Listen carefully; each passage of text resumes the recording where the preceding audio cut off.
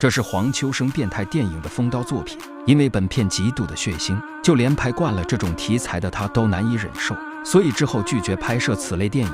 建议各位好奇的观众一定不要找原片观看。话不多说，我们直接开讲。在马来西亚的某个家庭，男人已经多日不曾合眼睡觉了，家人怀疑他是被人下了降头，于是找来了法师驱邪。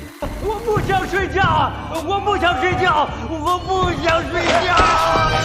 男人突然暴走，咬掉了法师的半张脸，家人无奈只好将其送进了医院接受治疗。诡异的是，男人的父亲也是因为失眠致死，并且死后眼睛都不曾闭上。与此同时，远在香港的另一个男人也在忍受着失眠的痛苦，他叫阿秋，是一所大学的教授。长期的失眠让他精神恍惚，甚至经常在家中看到阿飘。而他在学校主要研究的课题就是如何让人不睡觉却有精神。经过几个月的研究，项目终于有了点眉目。可这时，董事会却以该项目反人类为由，强行让阿秋停止研究。人类5000年文明史里，我们因为睡觉，知不知道浪费了多少时间、多少资源？你知不知道我们睡觉的时候每下呼吸都是在浪费氧气？人的一生大概用了1/3的时间来睡觉，也就是说，我们睡觉时完全没有欢愉，没有娱乐，没有生产能力，没有经济效益。如果人类可以不睡觉，我们的文明大概可以提前1000年。资本家如果听到这话，一定会乐开了花。阿秋见到自己多年的心血即将付诸东流，他气得夺门而去。可刚回到办公室，却碰见了前女友小梦来找自己。原来他的哥哥因为长期失眠，被送到了医院，也就是视频开头的男人。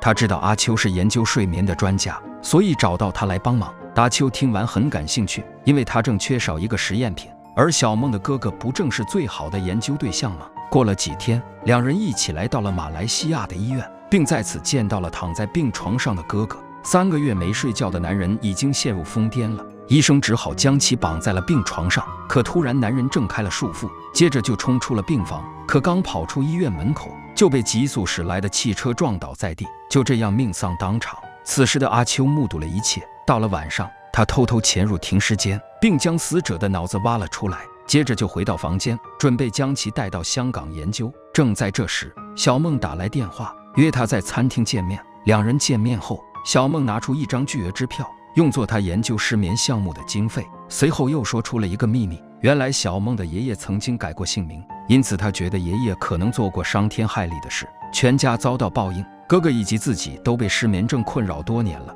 阿秋劝他不要多想，要相信科学。两人分手后，阿秋就回到香港做起了研究，可随后就发生了恐怖之事。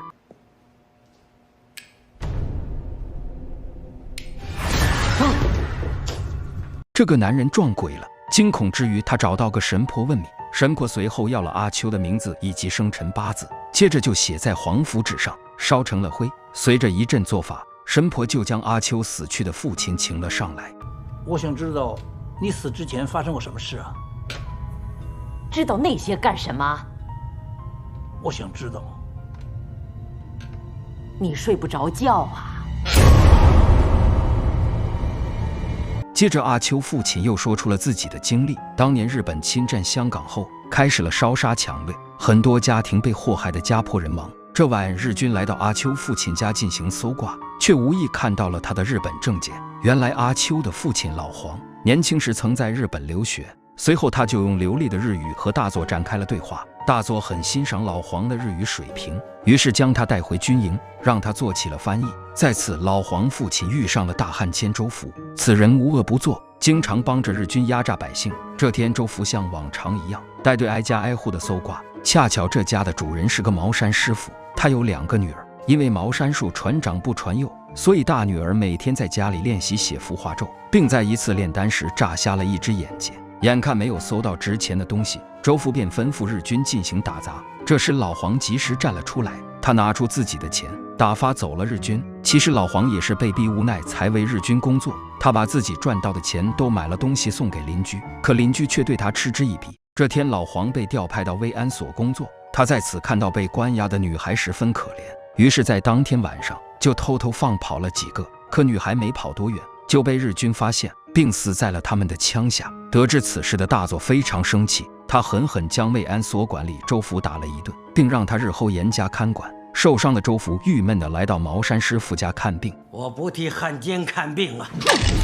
周福愤怒不已，他吩咐手下对着老人一顿暴揍。这时躲在阁楼的2个女儿听到动静，赶忙下来阻止，可随后就被日军带走了。老人也惨死在日军刀下。接着姐妹2人就被带到了日军头目面前，恰好此时老黄也在场，因为他最近表现不错，大佐便让他在姐妹2人中挑选一个当作奖励。无奈之下，老黄选择了妹妹，可姐姐就没这么幸运了。看着我，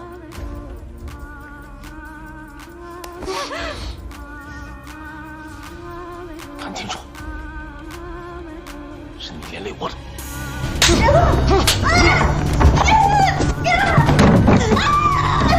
眼前的女孩在被大汉奸一阵侮辱后痛不欲生，可女孩自幼学习茅山术，她在一阵做法后就给大汉奸下了诅咒，并且会祸及3代。第2天，老黄也找到了女孩，这时的他在慰安所遭受到非人待遇后已经奄奄一息了。女孩质问老黄为什么昨晚选择了妹妹而不是自己，又指责他不该为日本人工作。没等老黄解释，他就做法在老黄身上下了同样的诅咒。自此之后，老黄开始整夜的不睡觉，整个人变得精神恍惚起来，并总能在家中看到阿飘。察觉到不对劲的妹妹赶忙质问老黄，姐姐是不是已经死了？老黄见瞒不住，才将姐姐已经埋在乱葬岗的消息告诉了他。至此，妹妹终于得知了姐姐的死讯。至于老黄最近为何总是失眠，妹妹也是心知肚明。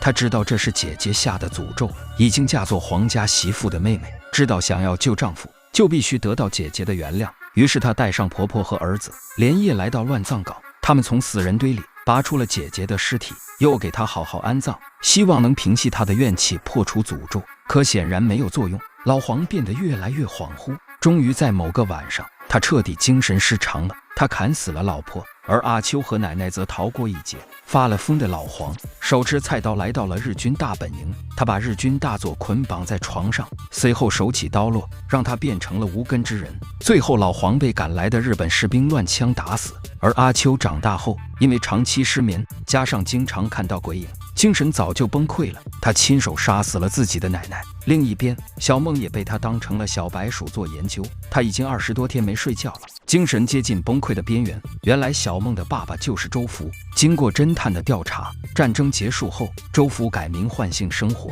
由此得知了小梦家族失眠的原因。知道真相的阿秋将给小梦吸食的气体换成了亢奋气体，而小梦长期处在亢奋气体下，精神很快崩溃失常。他将自己的手臂硬生生的撕咬吃掉，而阿秋看到这一场景，嘴角露出诡异的微笑，随后也加入了这场食肉派对中。警察接到报警后，立刻逮捕了阿秋。